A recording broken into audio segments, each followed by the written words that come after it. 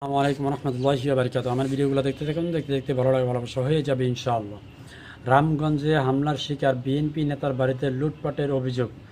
আসুন বিস্তারিত দেখি। লক্ষ্মীপুর রামগঞ্জ হামলার শিকার বিএনপি নেতার বাড়িতে লুটপাটের অভিযোগ উঠেছে। শনিবার 30 আগস্ট দিবাগত গভীর রাতে উপজেলার 10 নং বাট্টা ইউনিয়নের 5 রুখি গ্রামের ভুইয়া বাড়িতে এ ঘটনাটি ঘটে। স্থানীয় সূত্রে জানা যায়, এর আগে শনিবার সন্ধ্যায় লামচর ইউনিয়ন বিএনপির নির্বাচন ফলাফল ঘোষণার পর প্রতিপক্ষের হামলায় আহত হন উপজেলা বিএনপি যুগ্ম আহ্বায়ক এজিএস আবুল কাশেম। বর্তমানে তিনি হাসপাতালে চিকিৎসাধীন অবস্থায় রয়েছে।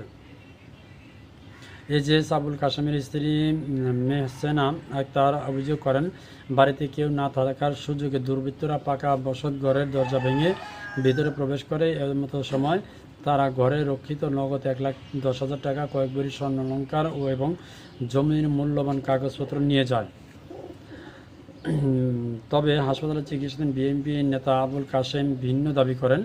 তিনি বলেন, মোবাইল ফোনে জানান, বাটরা ইউনিয়ন বিএনপি নির্বাচনকে ঘিরে দলের একটি মহল তার বিরোধিতা করছে। প্রতিপক্ষ মহলে তাকে ক্ষতিগ্রস্ত করার উদ্দেশ্যে এই ঘটনাটি ঘটিয়েছে বলে তিনি অভিযোগ করেন। মানে বিএনপির আরেকটি দল আছে, সেই দলই এই ঘটনাটি ঘটাইছে, বিএনপির এই নেতা দাবি করছেন। অর্থাৎ বিএনপির দুই গ্রুপের মানে সংঘাতে এই দাবিগুলো করা হচ্ছে।